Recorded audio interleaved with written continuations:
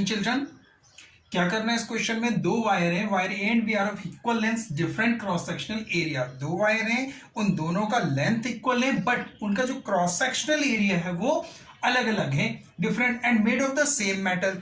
किसकी बनी है? सेम मेटल की बनी है, equal length and different cross sectional area. ये तीन चीजें बताई गई हैं।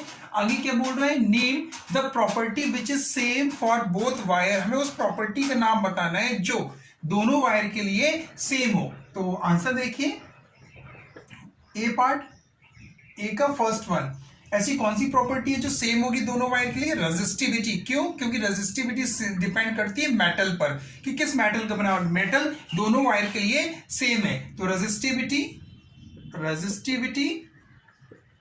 is same, resistivity is same. Why the resistivity is same? As both wire made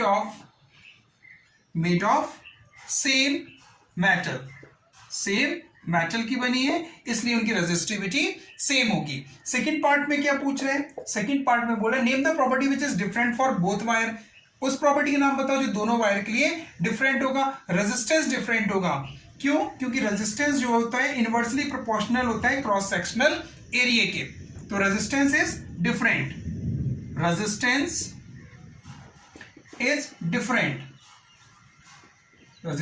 is different क्योंकि depend on the cross sectional area. और इनवर्सली कैसे होता है? इनवर्सली। दो पार्ट हो गए।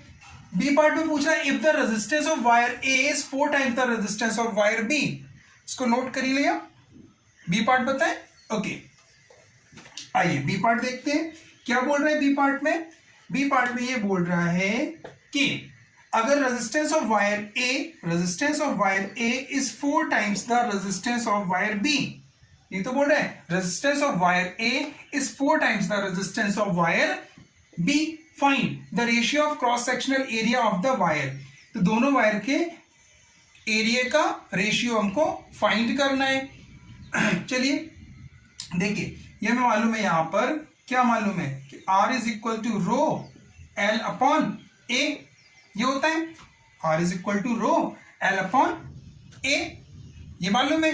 रो मेटल सेम है, सेम मेटल के बने, resistivity same, length equal lengths के हैं, तो रेजिस्टेंस अलग अलग है, राइट। तो वायर ए के लिए हमने रेजिस्टेंस मान लिया A1 और वायर बी के लिए मान लिया, वायर बी के लिए रेजिस्टेंस एरिया मान लिया A2। वायर ए के लिए एरिया A1, वायर बी के लिए एरिया A2। तो यहां पे जब हम इसको कैलकुलेट करेंगे तो कितना आएगा? Rho L upon A, rho L upon A1, ये आएगा। That is equal to 4 resistance of wire B के लिए हम कितना लिखेंगे? रो L अपॉन A2, ये लिखेंगे। रो एल कैंसिल हो जाएगा।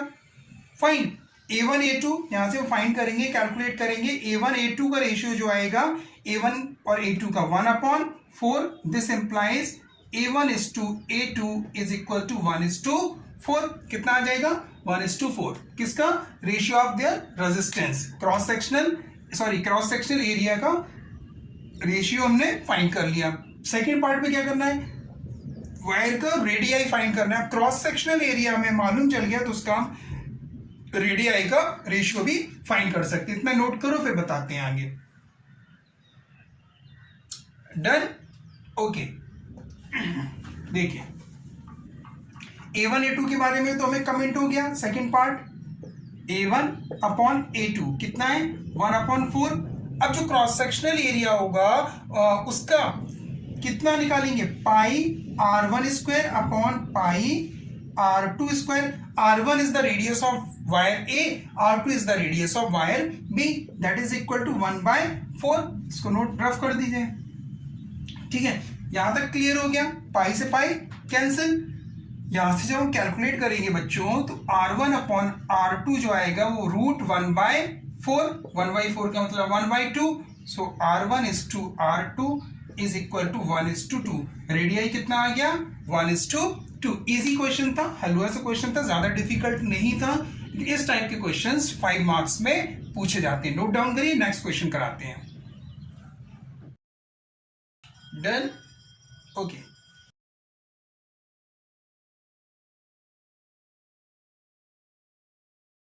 Next question, question number 2। This is the question children. क्या कर रहे हैं इस क्वेश्चन में, ये बताया गया है कि दो मेटल वायर हैं कनेक्टेड इन पैरेलल और उनको पैरेलल में कनेक्ट किया गया है। वायर ए का लेंथ L है, वायर ए का रेडियस R है, वायर बी का लेंथ डबल है और वायर बी का रेडियस भी फर्स्ट वायर ए से डबल है। अब हमें रेशियो फाइंड करना है टोटल रेजिस्टेंस, जो पैरेलल कॉम्बिनेशन के बाद टोटल रेजिस्टेंस है उसका रेशियो फाइंड करना है रेजिस्टेंस ऑफ वायर ए।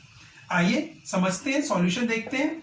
देखिए हमें मालूम है कि R is equal to rho L upon A, ये मालूम है। वायर ए के लिए फाइंड कर लीजिए पहले, वायर ए के लिए अगर हम फाइंड करें R1 कितना आएगा, रो L अपॉन ए, ये आएगा, इतना ही आएगा कि नहीं आएगा, रो L अपॉन ए।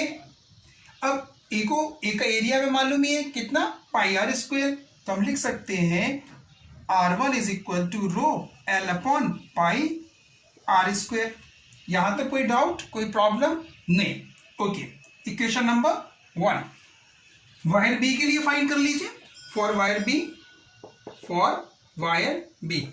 बी के लिए अगर हम फाइंड करें R2 is equal to rho into length कितना है, डबल है, वायर ए से डबल 2L दिया गया है, into 2L upon radius double दी गई है, तो ये ए का वही पाई आर स्क्वायर होगा, तो pi into 2R to the whole square, तो R2 कितना आ जाएगा बच्चों, rho into 2L upon pi into 4R square आ जाएगा कि नहीं आएगा, बोलो इतना ही आएगा। तो ये कैलकुलेट करेंगे तो ये आ जाएगा rho L upon 2 pi R square, ये आ जाएगा R2।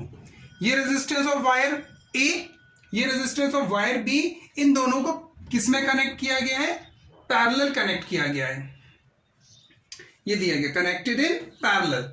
तो इनका इक्विवेलेंट निकाल लो, इक्विवेलेंट फाइंड करने के बाद फिर उनका रेशियो फाइंड कर लो, जो इक्विवेलेंट आया उसका इसके साथ फाइंड करेंगे। नोट करें आप, इसको रफ करें, नोट कर लो, फिर आगे का इसका कैलकुलेशन बताते हैं। डन, ये तो रफ कर दे, इतना देखिए इतना रफ कर देते हैं, ठीक है। अब इनका जो इक्विवेलेंट आएगा बच्चों वो कितना आएगा, 1 अपॉन आर इक्विवेलेंट मान लिया हमने, या आरपी मान लीजिए, R equivalent that is equal to 1 upon R1 plus 1 upon R2 that is equal to 1 upon R1 कितना है, rho L upon pi R square plus 1 upon R2 कितना है, rho L upon 2 pi R square. अब ये rough कर दें, इनकी value हमने लिख ली है, इनको रफ कर देते हैं। राइट, ये कितना आ जाएगा, ये ऊपर शिफ्ट हो जाएगा, that is equal to pi R square upon rho L plus pi 2 pi R square upon rho L. यहां तो कोई प्रॉब्लम नहीं हुई, आगे समझ में। रो एल आप एलसीएम लेके सॉल्व करोगे तो ये आ जाएगा 3 pi R square upon rho L. देख लीजिए रो एल यहाँ पर है 1 पाई आर स्क्वायर, ये 2 पाई आर स्क्वायर मिलकर 3 पाई आर स्क्वायर और रो एल, तो 1 अपॉन आर इक्विवेलेंट इतना आया। तो यहां से इक्विवेलेंट की वैल्यू कितनी आएगी, R equivalent is equal to rho L. बच्चों ये एल है, ये ऐसा लग रहा है, इसको एल कर लो, एल है ये एल, ठीक, rho L upon 3 pi R square. बस इनका रेशियो फाइंड कर दो इक्विवेलेंट का और जो रेजिस्टेंस ऑफ वायर ए था, तो R equivalent upon R1 is equal to R equivalent, तो हमारे पास rho L upon 3 pi R square था, 3 pi R square upon R1 की वैल्यू ये है rho L upon pi R square, pi R square, rho L cancel हो गया, पाई R square cancel हो गया, यह आया 1 upon 3 R E upon R1 कितना आ गया 1 अपॉन 3, तो ये are E is to R1 कितना आ जाएगा, R E is to R1 is equal to 1:3। 3 marks का क्वेश्चन है, ये बोर्ड में आ चुका है, नोट डाउन करिए। एक आध क्वेश्चन और कराते हैं बच्चों। Done, okay.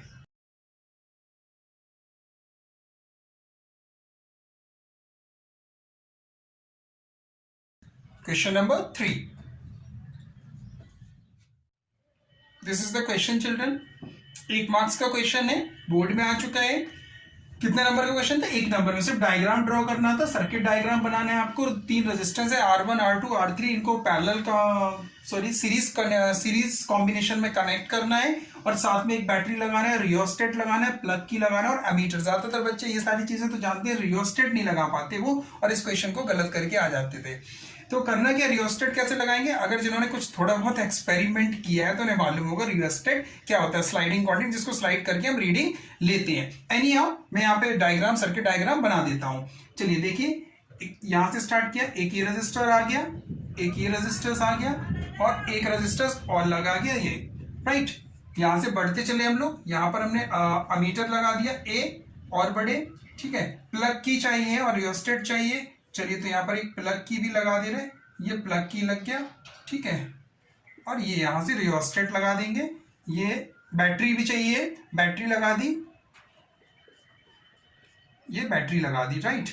यहां से ये रियोस्टेट लगा दिया, ठीक है। ये रियोस्टेट लग गया अपना। ये R1 हो गया, ये R2 हो गया, ये R3 हो गया, ये बैटरी E हो गई, ये अमीटर A है, ये प्लग की K हो गया।